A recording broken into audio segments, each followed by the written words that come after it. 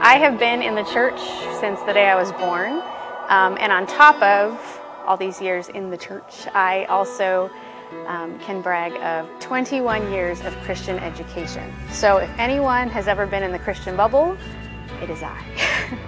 My story is a bit unique in that for most of my youth I was a Jehovah's Witness, or at least my parents were.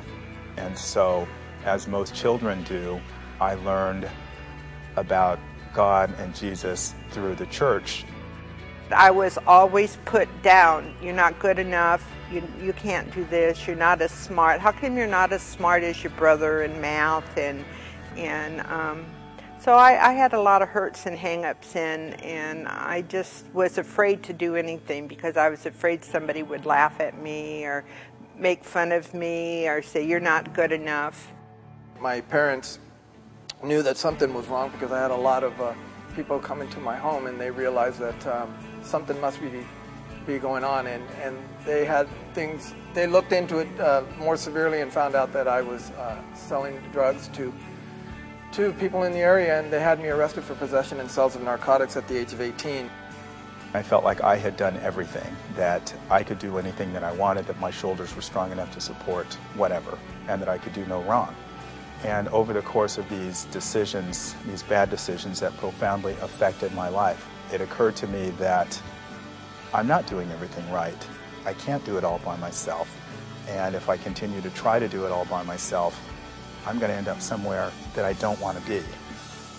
In November 2000, my husband had passed away from cancer, and I have a really good friend that brought me to Parkcrest. And on Sundays, I would sit in the back with her, and I remember crying because I was so hurt and so devastated. My wife was attending Parkcrest for several years, and I would always say no to her. She would constantly, I don't like to use this word, but it's what it was. She used to badger me to come to church, and I wouldn't want to come, and I would say no.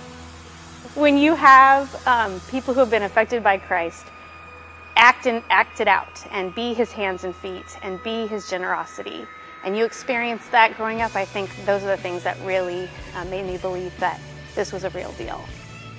Then I started coming to Celebrate Recovery, and it has changed my life so much that I've never been this happy before. My fears and my anxiety, my anger is all faded and has gone because I accepted Jesus Christ as my Savior.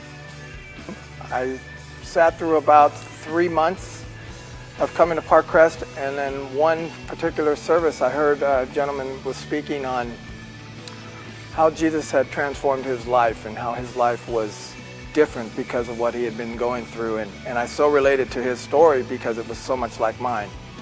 Because I heard somebody say that it's okay to feel the way I feel, that God still loves me. And when I knew that, I knew this is where I belonged, and I knew that my life was about to change. The opportunity to help bring his kingdom here and to live in an upside-down world where, you know, people who don't have value suddenly have value, where things that matter to the world don't matter within God's economy, that excites me, and that's why I follow Jesus. If Jesus weren't in my life now, I would probably be much less humble than I am. I would probably be much more selfish than I am.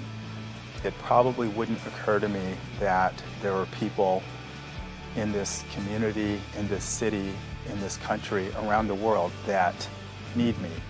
I have changed so much where I would never drive. I had fear of everything. I couldn't make decisions. I had to ask my kids, what should I do in this case? But now I make my own decisions because Jesus Christ is in my life.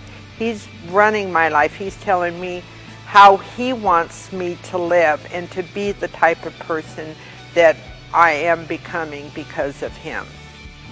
My life today is so much different having Christ in my life. And the reason why I can say that is because what I'm experiencing today in my personal life, going through a very difficult time with trying to hang on to my home and not lose my home, to hanging on to my business and having 50% of my generated income lost, and just so many things coming at me so quickly, to not have the anger and the hate and the blame that I would have had it have been 2.5 years ago before I actually came to know Christ and came to have a relationship with Him. I know that I'd be a different man. I would handle it completely different today. And today I know that it's a matter of believing in Him and believing and trusting that He will take care of my situation some way, somehow. And for me to say that, for me to sit in front of you and say that, truly tells me that God is working in my life. Because I have to say that when my wife first originally asked me to come to Parkcrest, I looked at this church as a bunch of crazy people who were just not for me. And today, these are the people who are the most important people in my life.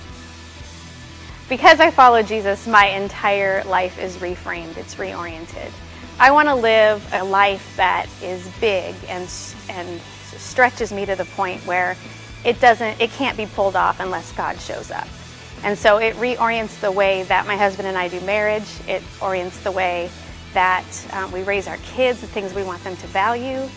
It's the reason that we become foster parents. It's it's the reason that I've spent the last 7 years as an advocate on Skid Row.